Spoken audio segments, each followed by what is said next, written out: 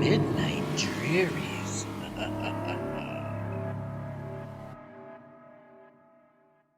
It was a quiet night in Fredo Cuomo's, a small Italian restaurant and pizzeria tucked away in a sleepy corner of the city. Fredo was the owner-operator, and he had seen it all. From the pickiest customers to the toughest food critics, he had never failed to impress them with his culinary skills. But tonight was different. Tonight was the night Fredo's life would take a dark turn. Fredo was scrolling through the internet on his laptop, browsing through online cooking forums when he stumbled upon a strange website. It was an online marketplace for rare and ancient cookbooks, and one in particular caught his eye. The cookbook was said to contain magical recipes that could bring food to life like no one had ever tasted. Intrigued, Fredo decided to purchase it, despite the hefty price tag. The cookbook arrived in a plain brown wrapper a week later, and Fredo eagerly tore it open. He flipped through the pages, marveling at the strange symbols and incantations. It wasn't long before he found a recipe that would be perfect for the restaurant. It was for a pizza that promised to be the most delicious ever made. After closing, with all the customers gone, Fredo began to prepare the pizza. He felt a strange sensation in the air. It was as if something was watching him. As Fredo placed the pizza in the oven, he heard a strange whispering sound. He looked around, but there was no one there.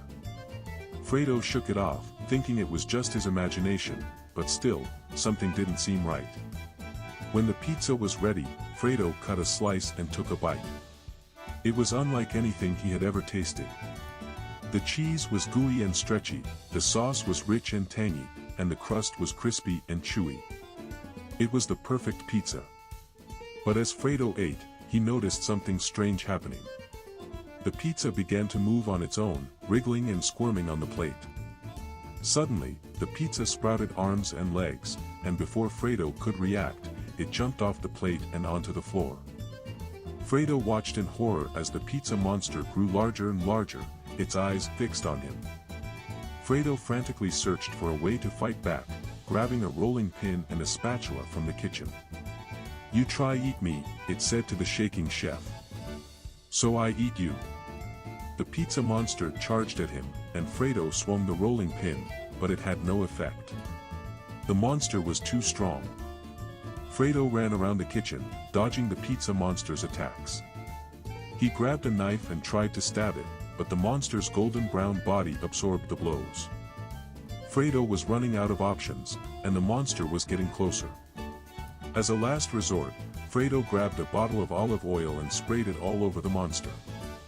The monster slipped and fell, giving Fredo an opening. He leaped onto the monster's back, trying to restrain it. But the monster was too big now, and it wrapped its doughy arms around Fredo, pulling him in. Fredo struggled to break free, but it was no use. The monster held him tightly as it forced Fredo's mouth open and poured its sizzling sauce down his throat and filled his lungs with stringy cheese. Fredo choked and coughed, his vision blurring as he tried to stay conscious. There would be no hungry Great Dane and its stoner owner to save him this time. And the cursed cookbook, slightly used, was once again for sale online. A word to the wise: don't let your munchies get the better of you, and never order from Granny Grunt's Kitchen Witch's Emporium.